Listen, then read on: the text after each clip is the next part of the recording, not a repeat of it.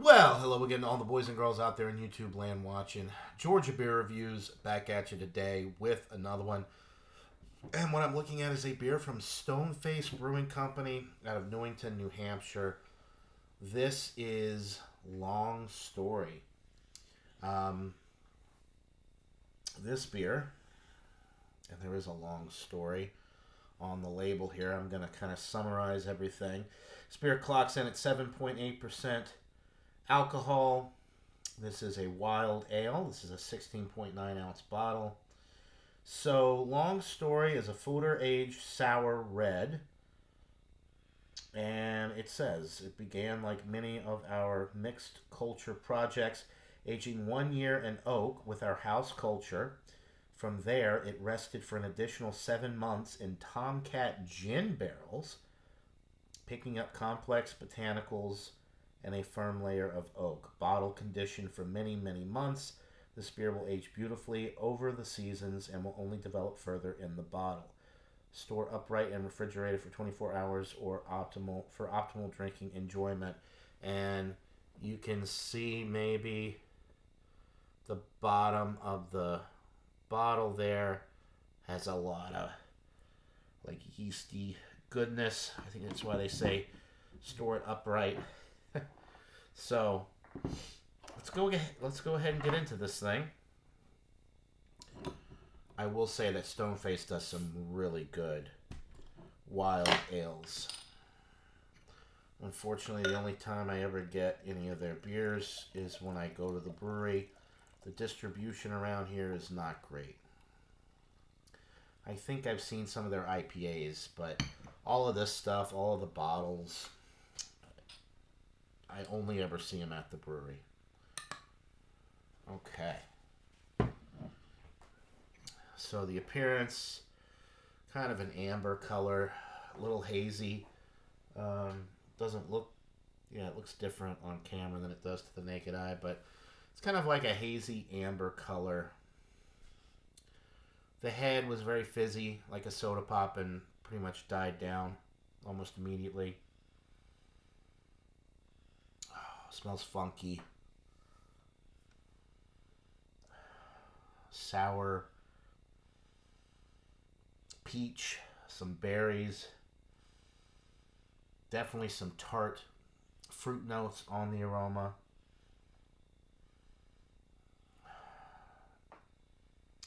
Kind of that, if you've ever had a Saison farmhouse ale, you get that funky yeast quality.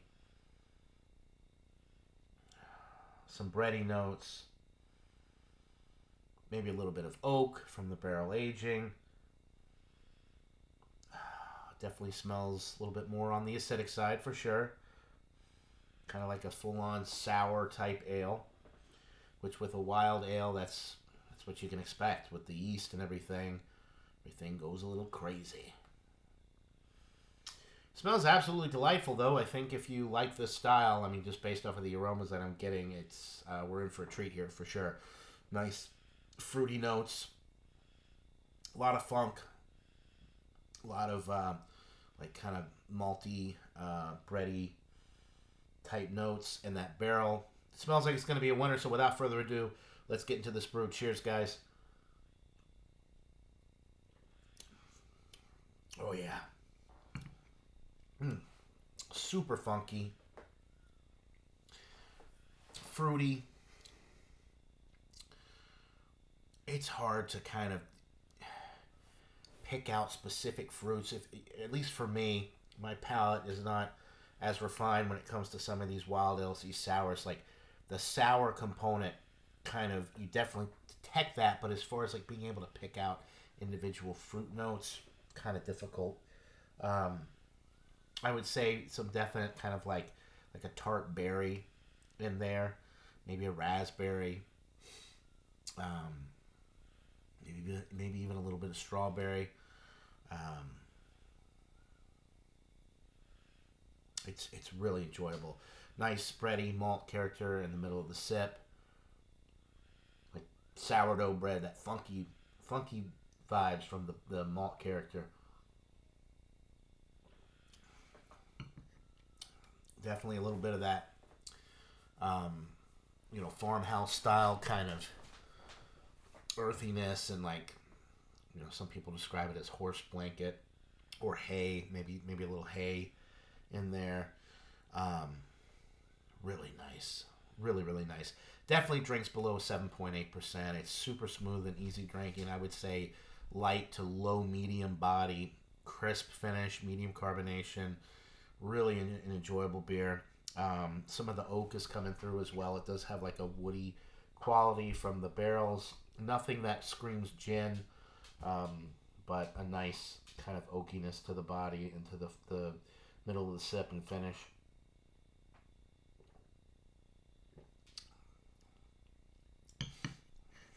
Mm. Yeah, really a delightful beer. Um,